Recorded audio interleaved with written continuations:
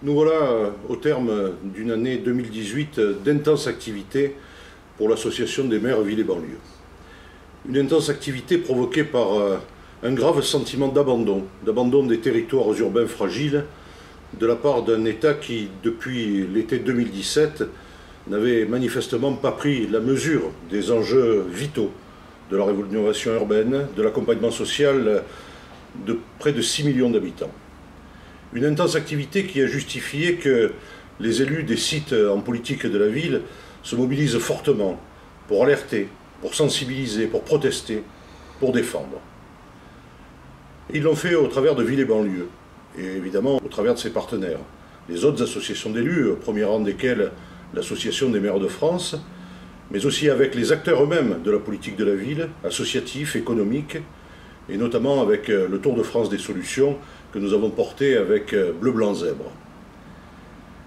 Après le mépris affiché à leur endroit depuis le plus haut niveau de l'État, qui a trouvé son point d'orgue avec les propos désobligeants et même blessants de la part du président de la République en mai sous les ors de l'Élysée, cette importante mobilisation semble avoir porté ses fruits.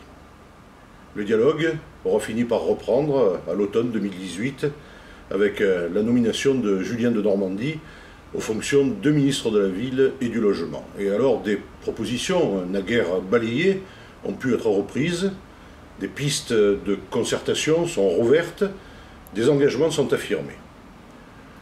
S'il n'est qu'un vœu à formuler pour l'année nouvelle, c'est celui de voir ces promesses traduites en actes et évidemment en budget, dans la poursuite d'un dialogue respectueux des territoires, de leurs habitants et de leurs élus. C'est une absolue nécessité.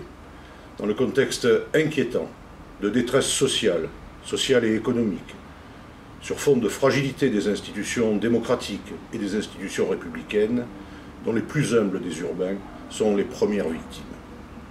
Le conseil d'administration de Ville et banlieue, riche de la diversité des sensibilités républicaines de ses élus, s'emploiera plus que jamais en 2019 à la veille, à la proposition, à la requête et à la vigilance.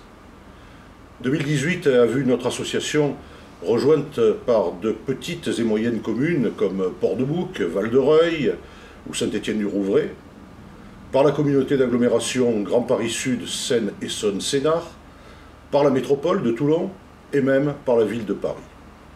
Il faut continuer à nous renforcer.